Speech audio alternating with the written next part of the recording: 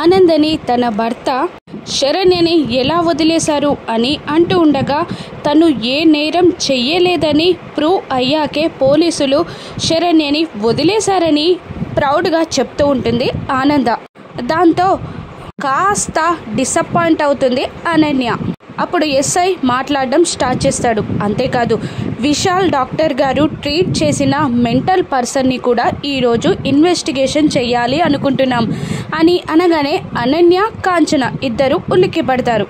ఆ వ్యక్తే విశాల్ డాక్టర్ని చంపే అవకాశాలు కూడా ఎక్కువగా ఉన్నాయి అని ఎస్ఐ అంటూ ఉంటాడు. అక్కడున్న లేడీ కానిస్టేబుల్స్తో వెళ్ళి ఇల్లంతా సోదా చేయండి అని అనగానే అలాగే అంటూ వాళ్ళు వెళ్ళిపోతారు. ఇక ఒక ప్యాడ్కి లెటర్ని చూపిస్తూ, ఈ లెటర్ విశాల్ రాశారని మీరు చెప్పారు కదా మేడం, ఇప్పుడు అందులో ఉన్న సంతకాన్ని మీ ఇంట్లో వాళ్ళు అందరి సంతకాలని ట్రాలీ చేసి చూస్తాం అని ఎస్ఐ చెప్పడంతో అలాగే అంటూ ఆనంద, శరణ్య, దర్శన్, కాంచన అందరూ సంతకాలు పెడుతూ ఉంటారు. అనన్యని కూడా సంతకం పెట్టమని ఎస్ఐ అంటూ ఉంటాడు. పైన అనన్య రూమ్లో కబోర్డ్ ఓపెన్ చేసి కాస్త బట్టలని పక్కకి జరపగానే అందులో విశాల్ శవాన్ని చూసి కానిస్టేబుల్ షాక్ అయి కిందికి పరిగెత్తుకుంటూ వస్తూ ఉంటుంది. అప్పుడు అనన్యని సంతకం పెట్టమంటూ ఉంటాడు ఎస్ఐ. అప్పుడు కాంచన,